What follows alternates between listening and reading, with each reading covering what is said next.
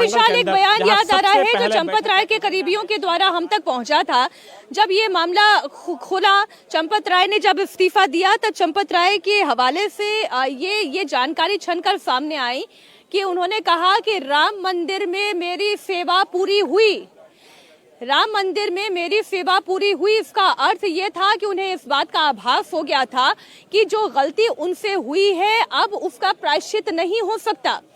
अब आवश्यक यही है कि राम मंदिर के कामकाज से, सेवा से वो अपने आप को पूरी तरीके से विमुख कर लें, वरना ट्रस्ट के ऊपर एक बार फिर से विश्वास की बहाली नहीं हो सकती।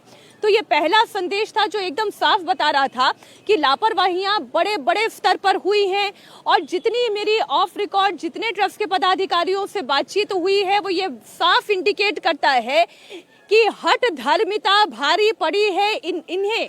और न सिर्फ चंपत राय को यह हठ धर्मिता भारी पड़ी है, बल्कि पूरे ट्रस्ट को इसका खामियाजा भुगतना पड़ रहा है, राम भक्तों को इसका खामियाजा भुगतना पड़ रहा है। चोरों को चोरी करने का अवसर मिल गया, चढ़ावे में उन्होंने सेंध लगा दी, क्योंकि अन्य स्तर पर लापरवाहियां लगातार बढ़ती जाती रहीं। बार बार इंडिकेट किया जाता रहा ट्रस्ट के मेंबर्स के द्वारा अनियमितताएं हो रही हैं, इसे सुचारू रूप से करें, रिपोर्टिंग, कंट्रोल, अकाउंटिंग सिस्टम को ठीक किया जाए, स्टैंडर्ड ऑपरेटिंग प्रोसीजर जो पेपर में लिखा हुआ है उसे अब फॉलो भी कराने की आवश्यकता है। लेकिन इसके बावजूद केवल मुंह जबानी बातचीत, एक दूसरे के ऊपर केवल किया गया विश्वास, इसे विश्वास नहीं कहा जा सकता, इसे अंधविश्वास कहा जाएगा। और यही हठ धर्मिता, यही अंधविश्वास चंपत राय के लिए मुश्किलें खड़ी कर गई। उन्होंने इस्तीफा दिया, अब इस्तीफे को मंजूर कर लिया जाएगा। उनका इस बैठक में ना होना इसे पूरी तरह से स्पष्ट करता है। सवाल अनिल मिश्रा को लेकर है। अनिल मिश्रा जिसके ऊपर चंपत राय ने विश्वास किया, अनिल मिश्रा जिनके कहे पर यहाँ पर भर्तियां होती चली गई, जिनका कोई बैकग्राउंड चेक नहीं किया गया, जो स्टैंडर्ड ऑपरेटिंग प्रोसीजर को फॉलो नहीं कर रहे थे, ऐसा क्यों हुआ?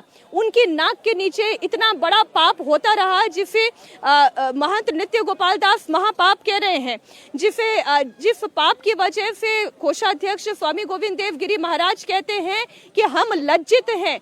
आज इस लज्जा का कारण कौन है? ये भूमिका बिल्कुल स्पष्ट हो चुकी है।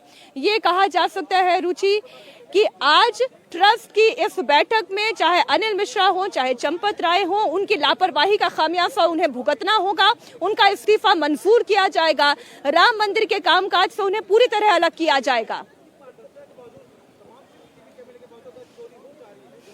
बिल्कुल, क्योंकि देखिए लापरवाही बहुत ज़्यादा भारी पड़ गई है सबको।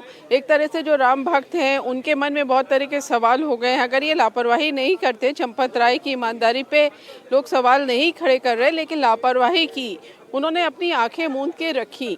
अब अनिल मिश्रा पर कई तरह के आरोप हैं, तो अनिल मिश्रा ने जो भी किया उसके बाद आपने देखा कि किस तरह से वहाँ पे मतलब एक तरह से वहाँ खुला हुआ था। जो श्रद्धालु चढ़ावा चढ़ा रहे थे वो जो भी चाहे, जितना चाहे, रोज़ाना जितना चाहे वो ले जा सकता था घर पे। वो कोई मोजे पे रखे हुए है, कोई शर्ट की जेब में रख लिया, कोई किसी ने पैंट की जेब में रख लिया। तो ये जो लापरवाही तो ऐसी मंदिर में नहीं की जा सकती ना मीनाक्षी। हमारा घर हो, हम अपना सामान कुछ चोरी होने दें तो वो ठीक है, हमारी लापरवाही हमारे घर के लिए थी, हमारे अपने लिए के लिए थी।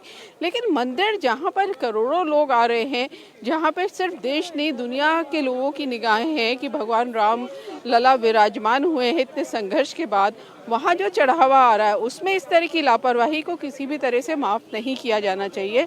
और बहुत बड़ा आप एक तरह से कह सकती है कि डैमेज हुआ है, बहुत बड़ा नुकसान हुआ है। और जो मन में ये डाउट आ गया है सबके कि पता नहीं कितना चढ़ावा चोरी हो गया, कहाँ कहाँ चला गया, चढ़ावे का पैसा कहाँ कहाँ लग गया। जो खबरें आ रही हैं कि जो पकड़े गए हैं 8 लोग, किसी ने गाड़ी खरीद ली, किसी ने जेवर खरीद लिया, किसी ने प्रॉपर्टी खरीद ली, तो ये बहुत तकलीफ देने वाला है।